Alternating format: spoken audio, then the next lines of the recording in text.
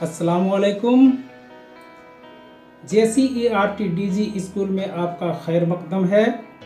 मैं वहाब अंसारी आज के इस वीडियो लेसन में तीसरी जमात की दरसी किताब इब्तिदाई उर्दू का चौथा सबक लेकर हाजिर खिदमत हूँ।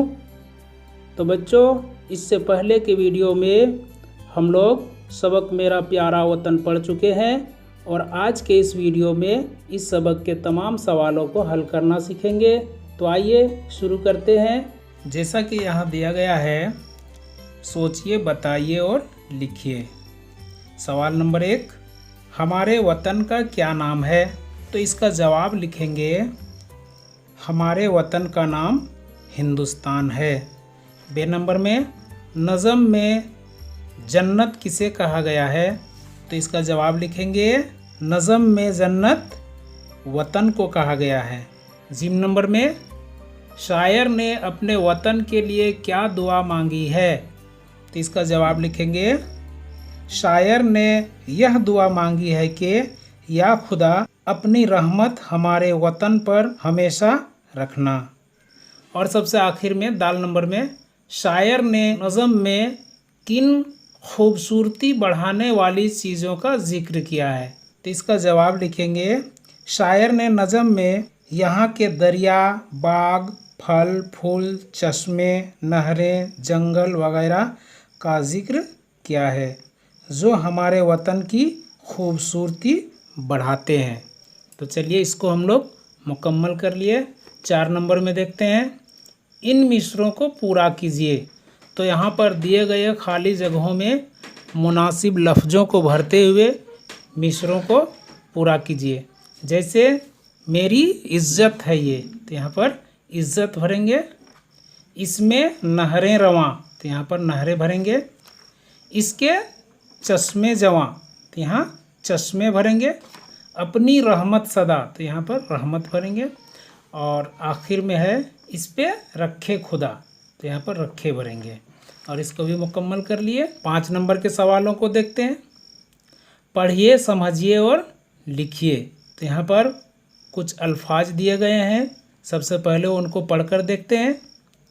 लड़का, उस्ताद, लड़की, अब्बा, सुल्ताना, शेरनी, सुल्तान, अम्मा, शेर और उस्तानी। इन लफ्ज़ों को अलिफ और बे खानों में दोबारा तरतीब से लिखा गया है।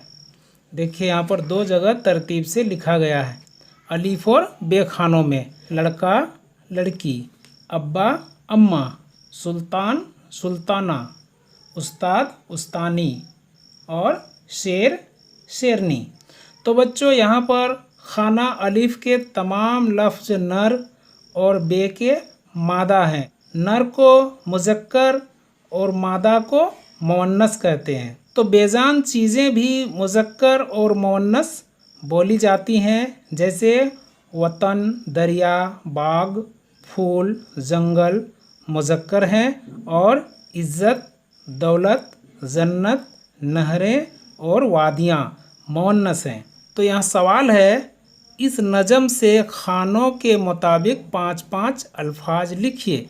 तो यहाँ पर इस नज़म से 5 मुज़क्कर अल्फाज और 5 मुअन्नस अल्फाज चुनकर इन खानों में लिखना है।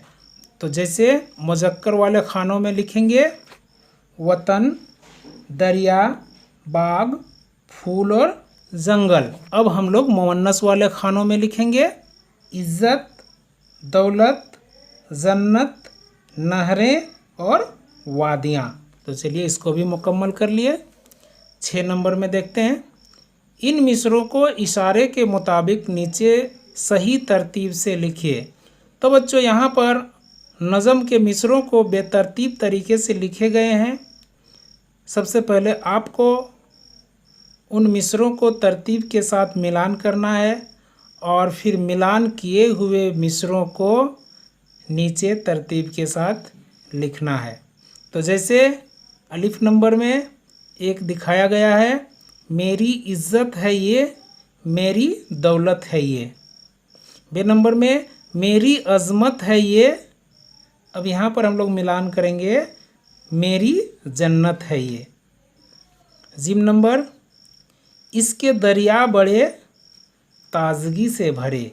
दाल नंबर में, इसके चश्मे जवां, इसमें नहरें रवां। मिलान कर लिए। है नंबर में, यह वतन है मेरा, मैं हूँ इस पर फिदा।